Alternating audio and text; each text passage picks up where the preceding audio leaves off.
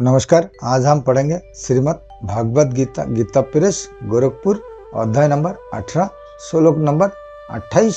आप लोग ध्यानपूर्वक सुन। संबंधो, आप तामस कर्ता के लक्षण बताते हैं। व्याका अयुक्त तमोगुण मनुष्य को मूढ़ बना देता है। गीता 14वें अध्याय का 8वां श्लोक इस कारण किस समय में कौन सा काम करना चाहिए, किस तरह करने से हमें लाभ है और किस तरह करने से हमें हानि है, इस विषय में तामस मनुष्य सावधान नहीं रहता, अर्थात वह कर्तव्य और अकर्तव्य के विषय में सोचता ही नहीं, इसलिए वह अयुक्त अर्थात असावधान कहलाता है। प्राकृत, जिसने शास्त्र सत्संग अच्छी शिक्षा उपदेश आदि से ना तो अपने जीवन को ठीक बताया है और ना अपने जीवन पर कुछ विचार ही किया है। माँ बाप से जैसे पैदा हुए हैं वैसा का वैसे ही कूड़ा अर्थात कर्तव्य अकर्तव्य की शिक्षा से रहित रहा, ऐसे मनुष्य प्रकृति अर्थात अशिक्षित कहलाता है।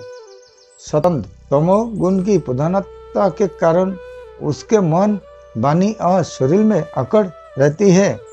इसके लिए वह अपने वर्ण आश्रम में बड़े बूढ़े माता पिता गुरु आचार्य आदि के सामने कभी झुकता नहीं। वह मन वाणी और शरीर से कभी सरलता और नम्रता व्यवहार नहीं करता, प्रस्तुत कठोर व्यवहार करता है। ऐसे मनुष्य रतबद्ध अर्थात एट अकड़ वाला कहलाता है। शठ, तामस मनुष्य अपनी एक जिद होने के कारण दूसरे की दी हुई अच्छी शिक्षा को अच्छे विचारों को नहीं मानता।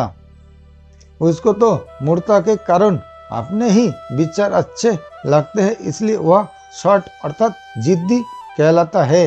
अनेक कृतिक, जिससे कुछ उपकार पाया है उसका परोपकार करने का जिसका स्वभाव होता है वह निष्कृतिक कहलाता है।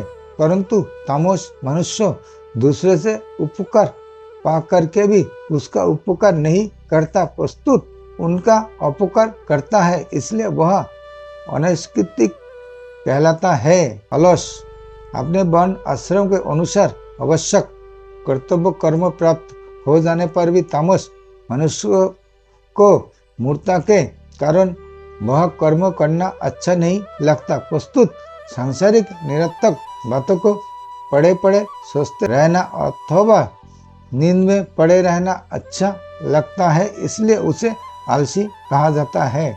विषादी, यदा भी तामस मनुष्य में यह विचार होता ही नहीं कि क्या कर्तव्य होता है और क्या अकर्तव्य होता है, तथा निंद्रा आलस्य प्रमाद आदि में मेरी शक्ति का मेरे जीवन के अमूल्य समय का कितना दुरुपयोग हो रहा है, तथापि अच्छे मार्ग से और कर्तव्य से सुस्त होने से उसके भीतर स्वाभाविक ही एक विषाद दुख अशांति होता रहता है, इसलिए उसे विषादी कहा गया है।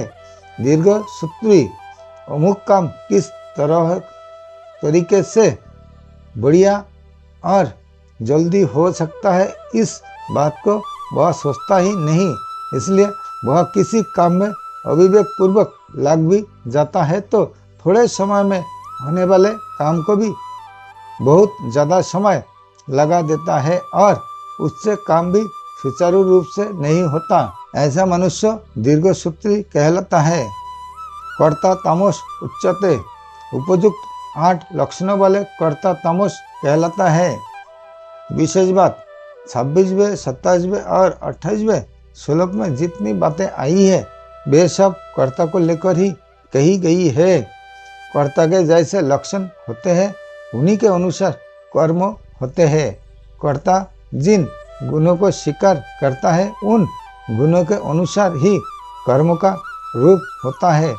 कर्ता जिस साधन को करता है वह साधन कर्ता का रूप हो जाता है। कर्ता के आगे जो कारण होते हैं वे भी कर्ता के अनुरूप होते हैं। तात्पर्य यह है कि जैसे कर्ता होता है वैसे ही कर्म करण आदि होते हैं। कर्ता सात्विक राजस अथवा तामस होगा तो कर्म आदि भी सात्विक राजस तामस होंगे। सात्विक कर्ता अपने कर्म बुद्धि आदि को सात्विक बनाकर सात्विक सुख का अनुभव करते हुए असंगता पूर्वक परमात्मा तत्व से अभिन्न हो जाता है। कारण कि सात्विक कर्ता का ध्येय परमात्मा होता है, इसलिए वह कर्तव्य भक्तों से रहित होकर चिन्मय तत्व से अभिन्न हो जाता है, क्योंकि वह सात्विक स्वरूप से अभिन्न ही था। परंतु राजस तामस कर्ता राजस तामस कर्म बुद्धि आदि के साथ तन्मय होकर तामस राजस तामस सुख में लिप्त होता है। कारण कि राजस तामस कर्ता का उद्देश्य परमात्मा नहीं होता और उसमें जड़ता का बंधन भी अधिक होता है। अब यह शंका हो सकती है कि कर्ता का सात्विक होना तो ठीक है, पर कर्म सात्विक कैसे होते हैं? इसका समाधान यह है कि जिस कर्म के साथ कर्ता का राग नहीं है, कर्तव्य विमान नहीं है, लेप फलेच्छा का नहीं है, वह कर्म सात्विक हो जाता है। ऐसे सात्विक कर्म से अपना और दुनिया का बड़ा भला होता है। उस सात्विक कर्म का जिन जिन वस्तु व्यक्ति पदार्थ वायुमंडल आदि के साथ संबंध होता है, उन सब में निर्मलता आ जाती है, क्योंकि निर्मलता सत्वगुण का स्वभाव है। दूसरी बात, पतंजलि महाराज ने रजोगुण को क्रियात्मक ही माना है, परंतु गीता रजोगुण को क्रियात्मक मानते हुए भी मुख्य रूप से रागात्मक ही मानती है। वास्तव में देखा जाए तो राग ही बांधने वाला है, क्रिया नहीं। गीता में कर्म 3 प्रकार के बताए गए हैं, सात्विक राजस और तामस। इसी अध्याय के 23वें से 25वें श्लोक तक कर्म करने वाले का भाव सात्विक होगा तो वे कर्म सात्विक हो जाएंगे, भाव राजस होगा तो वे कर्म राजस हो जाएंगे, और भाव तामस होगा तो वे कर्म तामस हो जाएंगे।